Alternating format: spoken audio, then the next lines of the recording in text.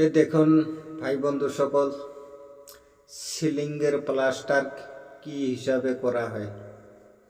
এইভাবে সিলিংয়ে ঘোলা মাইরে এইভাবে মশলা ছাপতে লাগে, এইভাবে ছাপে ছাপে মশলা তারপরে সিলিংয়ের প্লাস্টার করতে লাগে।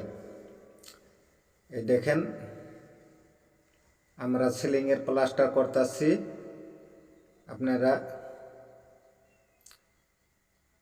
দেখেন। কারণ রাজমিস্ত্রি করে কাজই এরকম যে যেখানে কাজ করা হয়, কাজ খুব কষ্টের কাজ। এইভাবে সিলিংয়ে মশলা লাগানোটা একটা ধামালি কথা নয়, কারণ সবের দ্বারাই সম্ভব নয়।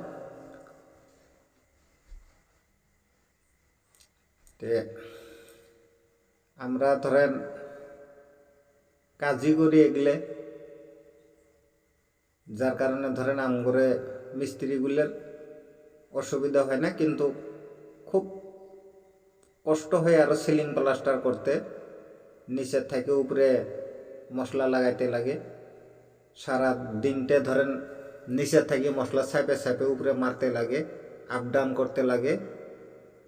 যার কারণে রাজমিস্ত্রি করে অল্প কষ্ট হয় বা ক্ষতিও হয়। এতে ধরেন রাজমিস্ত্রির কোমর বা পিঠের ব্যথাটা খুব বেশি হওয়ার কারণ হচ্ছে এইটাই। এইভাবে দেখেন নিচে একবার উপরে একবার কতটা একটা সিলিংয়ের ভিতরে কত মারতে লাগে। এইভাবে আম করে দিনটার ভিতরে 2-3টা করে সিলিং মারতে লাগে। তো 3টা সিলিং যদি মারা যায় তো কত খাটনি, কত কিছু।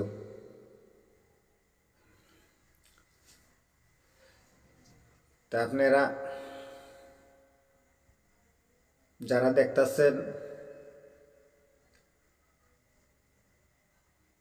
আপনাকে ধন্যবাদ।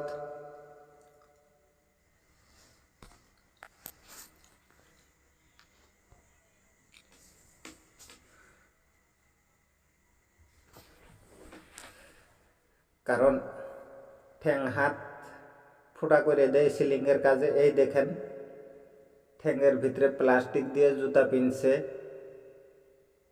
আমাদের যুগালি।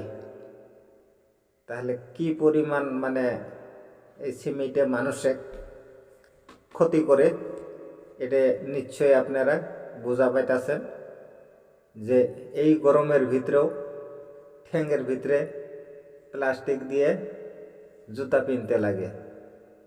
তো এটাই হলো গরিবের জিন্দেগি। কাম না করলে তো কাম তো করতেই লাগবো, কাম না করলে তো উপায় নাই। এই দেখেন পাটা মারা হইতাছে সিলিংয়ে। এই পাটা মারাটা শেষ হলেই রুষা হবে।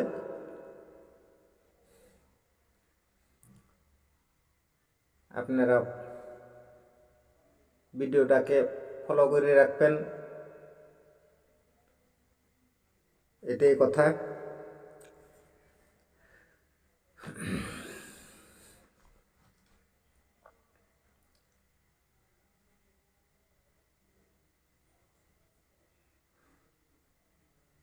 কে কোন জায়গা থেকে দেখতেছেন কমেন্ট করে নিশ্চয়ই, যারা দেখবেন আপনারা সবাই কমেন্ট করে জানাবেন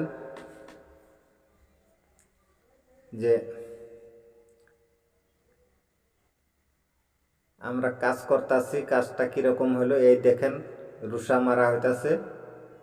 এই রুষা মেরে মোটামুটি ধরেন ফিনিশিং পথে আইছে। এখন দেখেন সিলিংটা কীরকম হয়েছে। অল্প আগে দেখলেন কীরকম আছিল, এখন দেখেন সিলিংটা ফিনিশিং হয়ে আইছে মোটামুটি। এই ফিনিশিংখানি হলে ঝাড়ু মারবো। এই দেখেন আপনারা যদি ঘরের প্লাস্টার করেন বা সিলিং করেন, ওয়াল করেন, যে কোনো কাজে করেন, কিন্তু সিলিংয়ে ঝাড়ু ছাড়া প্লেন মারতে দিবেন না। প্লেন মারলে ওয়ালের ক্ষতি